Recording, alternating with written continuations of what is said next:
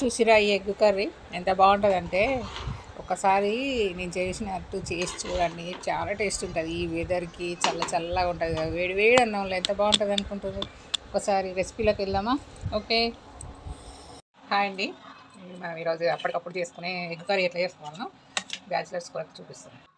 మంచిగా ఎగ్స్ ఉడకబెట్టుకొని ఒక పెద్ద ఉల్లిగడ్డని సన్నగా కట్ చేసుకొని వేసుకుందామండి. ఎప్పటికీ మనం కొట్టిపోసి వండుకొని బోర్ కొడుతుంది కదా, అందుకోసం ఈసారి ఉడకబెట్టిన కోడిగుడ్ల కర్రీ చూద్దాం. చూసిన ఒక ఉల్లిగడ్డ పెద్దది, ఎక్కువ ఉల్లిగడ్డ కూడా ఏం అవసరం లేదు.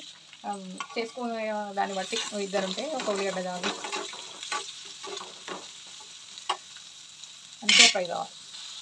ఉల్లిగడ్డలు మగ్గడానికి ఒక చిన్న స్పూన్ మనం ఉప్పు వేసుకున్నాం అనుకోండి, తొందరగా మగ్గిపోతాయి. ఎర్రగా అయితే కొంచెం టేస్ట్ బాగా వస్తుంది అన్నట్టు కర్రీ. పచ్చి ఉంటే బాగుండదు. చూసిరా కొద్దిగా ఎర్రగా అయినాయి కదా. ఇప్పుడు మనం అల్లం వెల్లిగడ్డ పేస్ట్ వేసుకోవాలి. ఈ పేస్ట్ వేయగానే మాడిపోతాయి అన్నట్టు, అందుకోసమని ఉల్లిగడ్డలు మగ్గిన తర్వాతనే వేసుకోవాలి. ఫస్ట్ వేస్తే మాడిపోతాయి. ఇప్పుడు ఫస్ట్ వేసుకుందాం. ఏముంది, మనం ఎగ్ కర్రీ కదా అంటారు, కానీ స్టెప్ బై స్టెప్ ఎట్లా వేసుకోవాలి, ఎట్లా వేగిన తర్వాత వేసుకుంటే ఎంత టేస్ట్ ఉంటుంది అనేది అందరికీ తెలియదు. ఎగ్స్ ఎన్నో రకాలు వండుకోవచ్చు. ఇప్పుడు ఉప్పు కారం ఎంత కావాలో అంత వేసేసుకో. ఒక స్పూన్ కారం. మనకు ఎగ్స్ ఎన్ని వేసుకుంటామో అని ఉల్లిగడ్డలు బట్టి ఉప్పు. మనం ఫస్ట్ ఉల్లిగడ్డలు వేసినాం కదా కొద్దిగా. నేను 5 గుడ్లు తీసుకున్నా, 3 కట్ చేస్తా, 2 అట్లనే. ఇప్పుడు కొంచెం మనం వాటర్ వేసుకొని ఉడికించుకోవాలి గ్రేవీ కోసం. ఈ స్టేజ్లో మనం గరం మసాలా వేసుకో.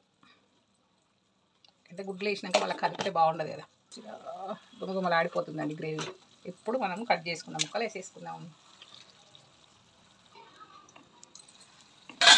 గుమగుమలాడే ఎగ్ కర్రీ రెడీ. చూసిరా ఎంత బాగుందో. ఇలా మనం కొత్తిమీర మాకు ఏం వేసుకోకుండా చాలా టేస్ట్ ఉంటుంది. మా అమ్మ వాళ్ళు ఇట్లా ఉండేది, అది మీకు చూపించాను. ఓకేనా ఫ్రెండ్స్? మీ వీడియో మీకు నచ్చినట్టయితే లైక్ చేయండి, షేర్ చేయండి ఫ్రెండ్స్. బాయ్ అండి.